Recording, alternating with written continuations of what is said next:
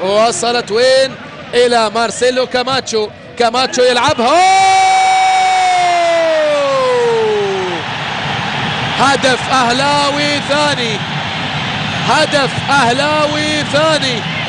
فيكتور سيموس يسجل، يأبى إلا أن يسجل، ويأتي نعم كما فعل في الذهاب يسجل في الإياب، ويضيف هدفه الخامس في شباك الأندية الإماراتية عندما يلعب الأهلي مع الأندية الإماراتية.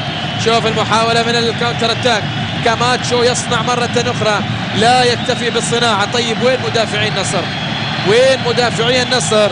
هلال سعيد، علي العامري، اللاعب سيموس رغم قصر قامته لكن يرتقي لهذه الكرة بهذه الطريقة وبهذه الكيفية، غير معقول تماما. شوف يعني مدافعي النصر التمركز الخاطئ تماما في الكرة الماضية، وفيكتور سيموس حطها في المرمى. حط